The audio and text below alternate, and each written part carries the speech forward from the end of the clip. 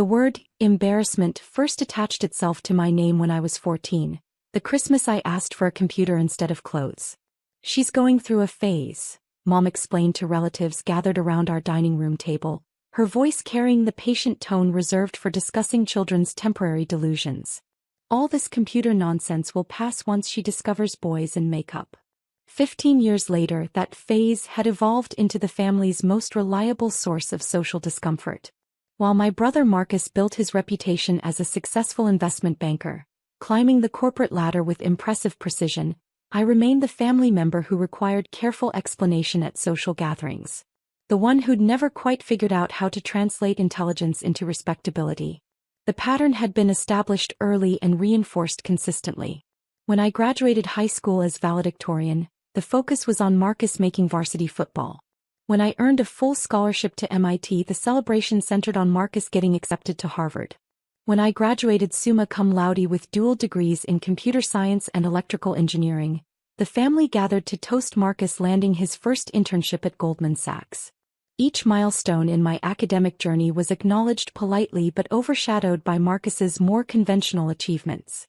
Straight A's in advanced mathematics were impressive, but football trophies were displayed prominently on the mantelpiece. Academic honors were mentioned briefly in holiday newsletters, but Marcus's social connections were discussed extensively at dinner parties. The disconnect became more pronounced as we entered our 20s. Marcus's path was linear and comprehensible. Prestigious university, recognizable company, steady promotions, appropriate marriage to Jennifer from Connecticut. Their relationship timeline followed social expectations perfectly, progressing from college dating to engagement to wedding to first child with clockwork precision. My trajectory, by contrast, defied easy categorization. Instead of pursuing traditional employment after MIT, I'd returned home to our parents' basement, claiming I needed time to work on some projects. While Marcus was impressing Goldman Sachs executives with his analytical skills, I was surrounded by servers, circuit boards, and prototype quantum processors that no one in my family understood or appreciated. "She's always been different," became Mom's standard explanation when neighbors asked about my post-graduation plans. "Very bright but not particularly practical. She'll figure things out eventually." The subtext was clear to everyone in our social circle. Emma was smart but lacked the common sense to translate academic achievement into career success. She was the kind of person who could solve complex mathematical problems but couldn't navigate basic social expectations about appropriate life choices. Marcus had always been everything our parents hoped for in a successful child. Harvard MBA, corner office at Goldman Sachs, wife from an appropriate family, house in the right neighborhood. At 32, he embodied the kind of conventional success that made sense at dinner parties and country club events. People understood his career trajectory, respected his achievements, and considered him a credit to our family's values. I, on the other hand, had become the family's ongoing disappointment. No husband, no traditional career path, no achievements that translated easily into cocktail party conversation. At 29, I was still figuring things out according to family consensus, pursuing computer-related hobbies that seemed impressive to other technical people but utterly mystifying to anyone with actual business sense. The basement laboratory that had started as a temporary workspace had evolved into a sophisticated research facility over the past 8 years. What began as curiosity about quantum mechanical principles had developed into breakthrough applications for computational processing. But explaining quantum entanglement and superposition to family members who considered basic computer literacy advanced technology proved consistently futile. "She's very dedicated to her research," Dad would tell colleagues who asked about my career progress. The word research made my activities sound more legitimate than playing with computers in the basement, though he had no clear understanding of what that research actually involved or why it might matter. This Christmas gathering was particularly well attended, with cousins, aunts, uncles, and family friends filling our parents' house for their annual holiday celebration.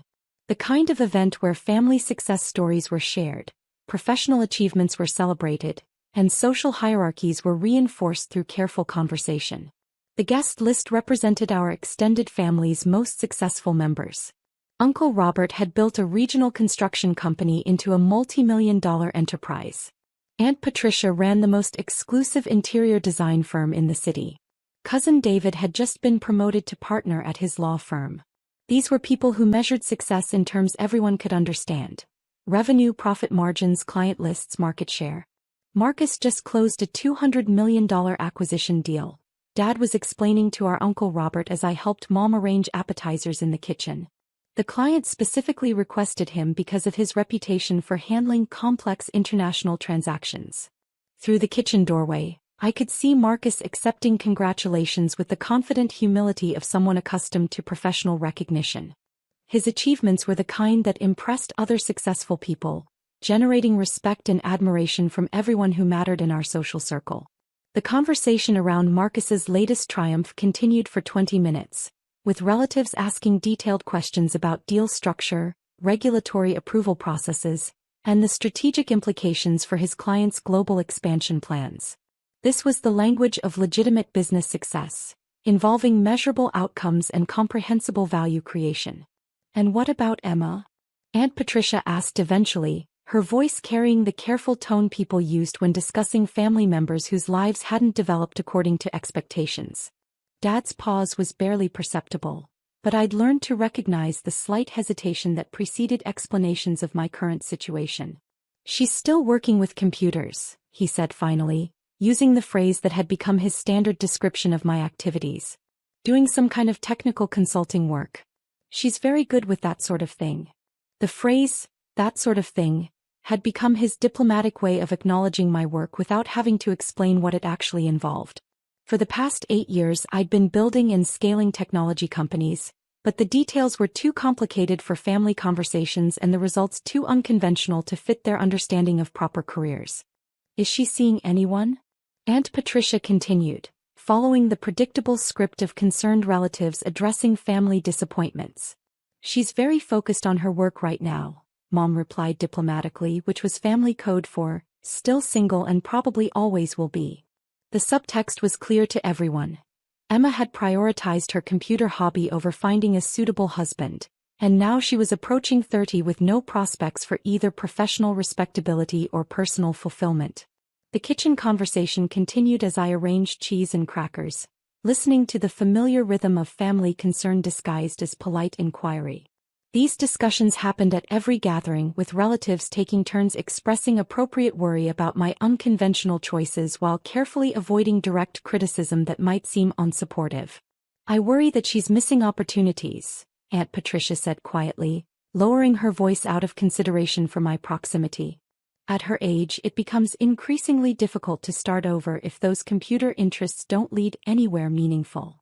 Mom nodded thoughtfully, sharing the concern that had been growing stronger each year as my 20s progressed without obvious markers of conventional success. "We've tried to encourage her to consider more traditional options, but she's always been very independent. Sometimes too independent for her own good." The conversation reflected their genuine love and worry, filtered through assumptions about what constituted a successful life path. From their perspective, I was stubbornly pursuing dead-end interests when superior alternatives were readily available through Marcus's professional network. As we moved into the living room for the pre-dinner social hour, I found myself positioned in my usual spot on the periphery of family attention. Marcus occupied the central chair near the fireplace, his wife Jennifer beside him discussing their upcoming vacation to Switzerland. Their 3-year-old daughter played at their feet with educational toys that promised to accelerate cognitive development through multilingual programming.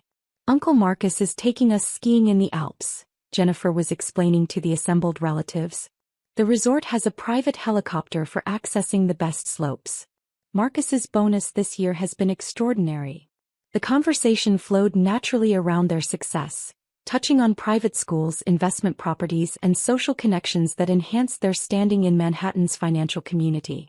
This was the kind of life our parents had envisioned for both their children: traditional, impressive, and easily explained to other successful people. Jennifer's discussion of their lifestyle provided a masterclass in conventional achievement. The Swiss vacation wasn't just a luxury purchase, but a demonstration of Marcus's value to Goldman Sachs. The private school enrollment wasn't merely educational planning, but evidence of their family's rising social status. Every detail reinforced their position within established hierarchies of success. The headmaster at Riverside Prep personally called to welcome our daughter, Jennifer continued, her voice carrying the satisfaction of someone whose child had been accepted to an institution with a waiting list measured in years rather than months. Apparently, her early development assessments place her in the 99th percentile for cognitive ability. I sat quietly in the corner chair that had become my designated spot at family gatherings, the location for family members who were present but not central to the evening's narrative of achievement and progress. From here, I could observe without being expected to contribute significantly to conversations about career advancement or life milestones. The positioning wasn't accidental or deliberately cruel. It reflected the natural social dynamics that emerged when successful people gathered to celebrate shared values and mutual accomplishments. Marcus belonged at the center because his achievements were comprehensible and impressive to everyone present. I belonged at the periphery because my pursuits remained mysterious and potentially meaningless. Emma, tell everyone about your computer work, Mom suggested during a brief lull in the Marcus appreciation session. Her tone was encouraging but careful, the way parents speak when trying to include children who don't quite fit the group dynamic. It's mostly technical stuff, I replied with the practiced vagueness that had served me well for years. Database management, system optimization, quantum processing applications. Pretty boring unless you're into that kind of thing. Marcus laughed, the sound carrying just enough condescension to establish the professional hierarchy between us without seeming overtly dismissive. Emma's always been more comfortable with machines than people. Some people just have different strengths, you know? His comment drew understanding nods from the adults, reinforcing their shared assumption that I'd found my appropriate niche in the technical support role that suited my personality and limitations. Not everyone could handle the pressure of high-stakes business dealings or complex client relationships. The assessment wasn't entirely wrong from their perspective. I did prefer the logical clarity of computational systems to the ambiguous social dynamics that governed most business interactions. I found satisfaction in solving technical problems that had definitive solutions rather than navigating office politics that required different skills entirely. That's wonderful that you've found something you enjoy, Aunt Patricia said with the enthusiasm typically reserved for children's hobbies. It's so important to have interests that keep you busy and engaged, even if they don't lead to traditional career paths. Her comment encapsulated the family's collective understanding of my situation. My computer work was a harmless interest that provided personal fulfillment without generating meaningful professional advancement. Like someone who enjoyed gardening or collected vintage stamps, I had found a technical hobby that suited my personality while accepting its limitations as a foundation for adult life. The gift exchange proceeded with predictable patterns that reflected established family hierarchies. Marcus and Jennifer received expensive items that acknowledged their status. Cashmere scarves from Italy, premium wine collections, jewelry from recognizable European designers. Their gifts to others were equally impressive, demonstrating both their good taste and their ability to afford generous gestures. My gifts were more practical. Books about emerging technologies, software licenses for development platforms, specialized equipment for my basement laboratory setup. The kind of presents appropriate for someone whose interests were technical rather than sophisticated, useful rather than luxurious. This looks very advanced, Dad said, examining the quantum computing textbook I'd given him, though we both knew he'd never read beyond the introduction. I'm sure it's fascinating to people who understand these complex scientific concepts. His response was typical of how family members engaged with my technical interests. They expressed appropriate appreciation while maintaining comfortable distance from subjects that exceeded their comprehension or relevance to their own lives. After dinner, as the evening wound toward its traditional conclusion, the conversation turned to family plans for the coming year. Marcus outlined his career trajectory toward managing director, explaining the political dynamics and performance metrics that would determine his advancement timeline. Jennifer discussed their daughter's enrollment in an exclusive preschool that would position her for eventual admission to elite private schools. Various relatives shared updates about promotions, real estate purchases, and social achievements that marked their continued progress along conventional paths to success. Uncle Robert's construction company had secured contracts for 3 major commercial developments. Aunt Patricia had been featured in Architectural Digest for her work on a celebrity client's estate renovation. "What about you, Emma?" Cousin Sarah asked when the conversation eventually reached my corner of the room. "Any big plans for next year?" Sarah was 2 years older than me and had recently been promoted to senior marketing director at a Fortune 500 consumer goods company.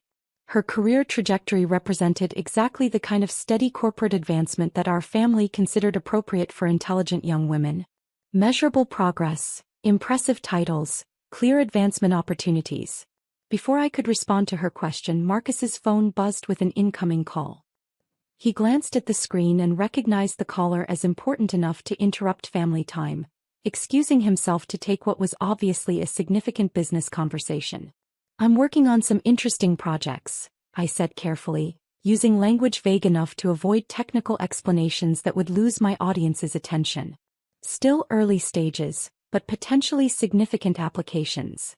The response was met with polite but skeptical attention. After years of hearing about my interesting projects that never seemed to result in conventional success markers, the family had developed patient tolerance for my technical optimism combined with realistic expectations about actual outcomes. "That's wonderful," Mom said encouragingly. "Just remember that it's okay to be satisfied with what you have. Not everyone needs to achieve extraordinary things to have a meaningful life." Her words were intended as comfort, offering permission to accept modest achievements rather than pursuing unrealistic ambitions. But they stung precisely because they revealed how completely my family had written off any possibility of significant success in my future. The comment reflected years of conversations where they'd encouraged me to be realistic about my prospects and accept help from people who understood how business actually worked.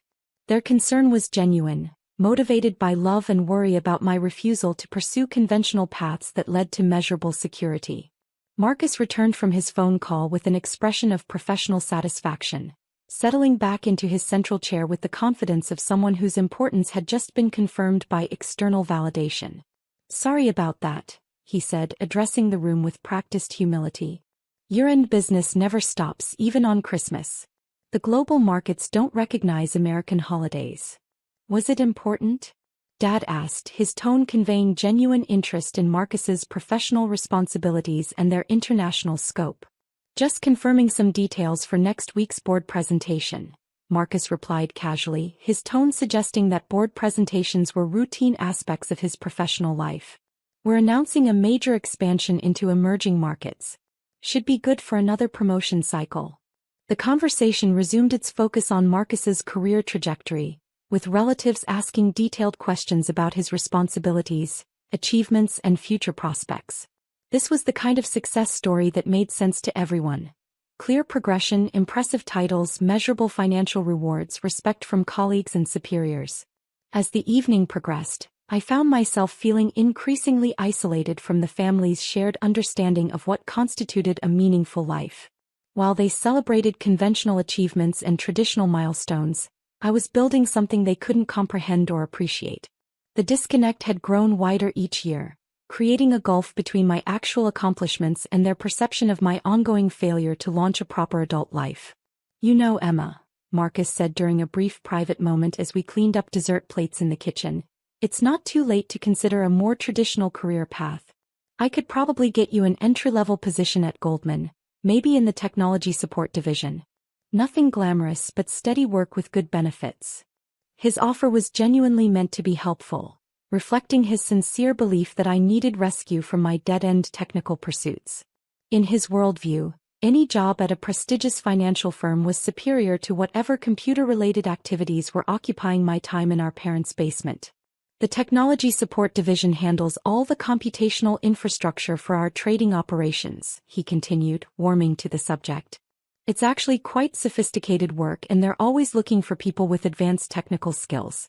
You'd be perfect for that kind of role." His assessment revealed how he understood my capabilities. Technically competent but lacking the strategic thinking and interpersonal skills necessary for client-facing or leadership positions. I could contribute meaningfully in a support capacity while leaving business decisions to people with appropriate training and temperament. "Thanks," I replied quietly, maintaining the appreciative tone expected when family members offered career assistance. "I'll think about that." But as I watched him return to his central position in the family's attention, I realized how completely our paths had diverged. While he was climbing a ladder that everyone could see and measure, I was building something that existed entirely outside their frame of reference. The moment that crystallized everything came near the end of the evening, as relatives were gathering coats and preparing to leave.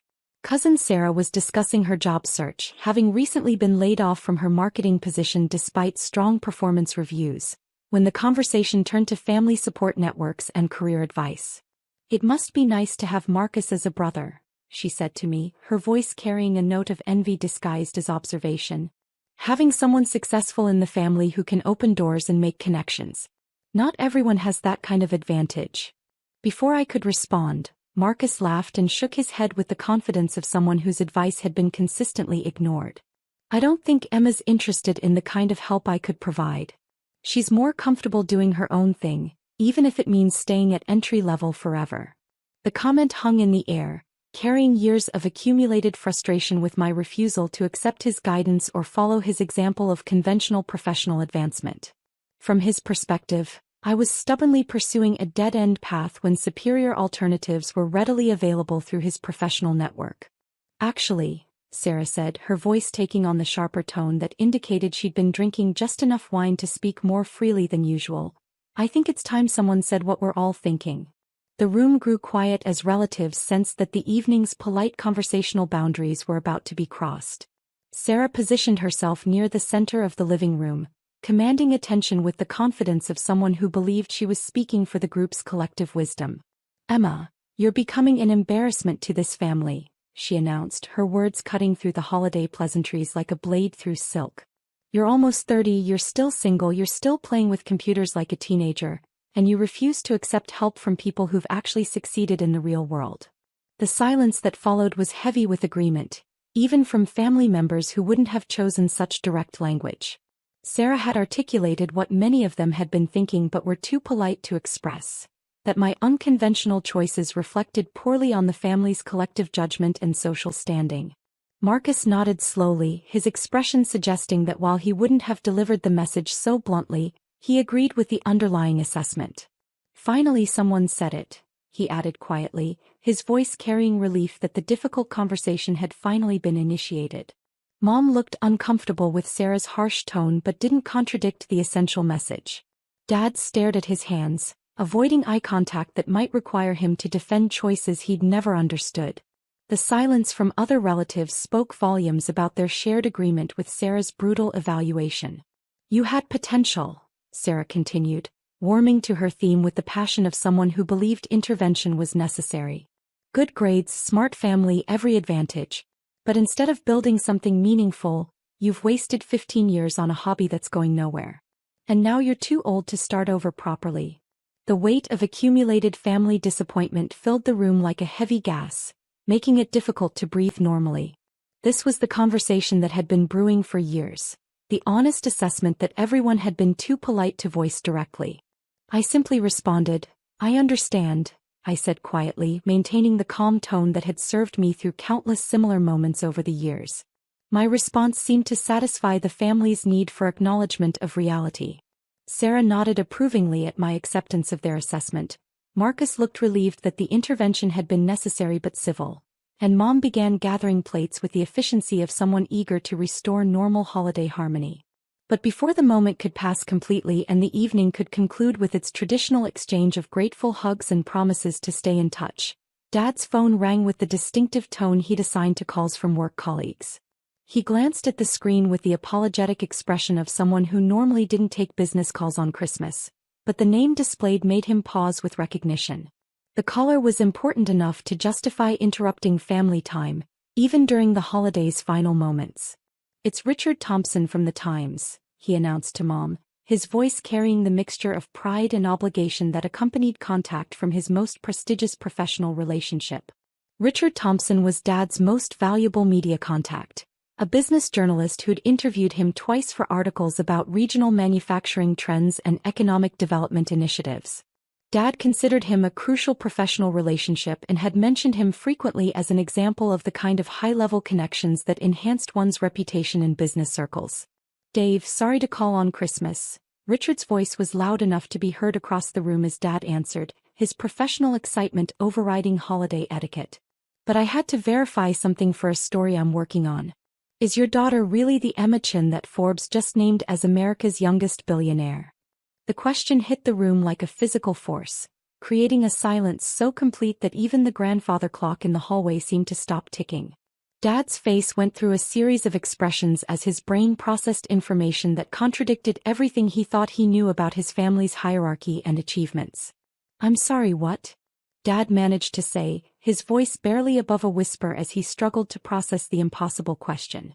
"Emma Chin, 29, founder and CEO of Quantum Dynamics," Richard continued, his professional excitement audible even through the phone's speaker.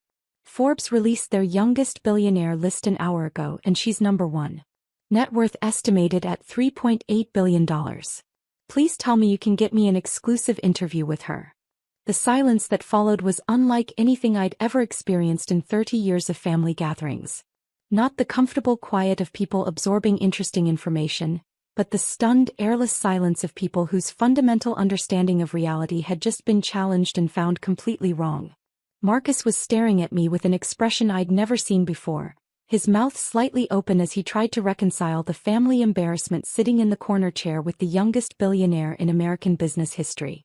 Sarah had gone completely pale, her earlier confidence evaporating as she realized she'd just called a billionaire an embarrassment to the family.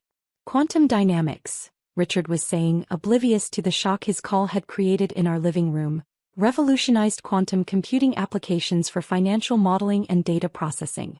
The IPO last month broke every record for technology offerings. Your daughter built this from nothing in her basement lab, according to the Forbes profile." Dad was holding the phone like it might explode, his hand shaking slightly as he processed the implications of what he was hearing. The computer hobby he'd dismissed for 15 years, the technical projects he'd never understood, the dead-end pursuits that had worried the family for so long, all of it had been building toward something extraordinary that exceeded his ability to comprehend. "Dave, you still there?" Richard asked, his journalist instincts detecting the unusual silence on the other end of the call. "This is huge news. Forbes is calling her the most influential young entrepreneur of her generation. The quantum computing applications she developed are expected to transform multiple industries. Can you connect me with her?" Every pair of eyes in the room was focused on me now, their expressions cycling through disbelief, confusion, and dawning recognition. The family embarrassment who'd been lectured about accepting her limitations had somehow built a $3.8 billion technology empire while they'd been worrying about her failure to launch a proper career. The magnitude of their misunderstanding was becoming clear in real time. While they'd been encouraging me to accept entry-level positions and conventional paths to modest success, I'd been operating at a level of business achievement that exceeded anything any of them had ever imagined possible. "Actually," Dad said slowly, his voice still barely functional as he struggled to reconcile the phone call with his understanding of family reality, "she's right here." The laughter that had filled the room moments earlier when Sarah delivered her assessment of my failures had stopped completely. The easy confidence with which they'd discussed my shortcomings and lack of prospects had evaporated, replaced by the uncomfortable realization that their understanding of the family hierarchy had been completely inverted. Marcus's phone was buzzing with notifications, his financial industry contacts apparently sending him links to the Forbes announcement that was spreading through professional networks. His face was cycling through expressions as he read updates about a company he'd never heard of, built by the sister he'd been offering entry-level positions to help rescue from her dead-end pursuits. "Emma," Mom said, her voice barely above a whisper, "is this true?" Before I could answer, Sarah's phone chimed with a news alert. Then Aunt Patricia's. Then Uncle Robert's. The Forbes announcement was spreading through their social media feeds in real time, confirming what Richard Thompson had just told Dad. The youngest billionaire in America was sitting in their living room, the same person they'd just finished explaining needed to accept her limitations and stop embarrassing the family with unrealistic ambitions. "Quantum dynamics has been my primary focus for the past 8 years, I said quietly, maintaining the same calm tone I'd used to acknowledge their earlier assessment. "The company went public last month." The implications were settling over the room like a heavy blanket that made thinking difficult. While they'd been politely tolerating my computer hobby and encouraging me to accept Marcus's offer of entry-level employment, I'd been building a technology empire that had just made me one of the wealthiest people in the country. As the full weight of the revelation settled over the Christmas gathering, I realized that strategic invisibility had served its purpose perfectly. The embarrassment to the family had just become the family's most remarkable success story.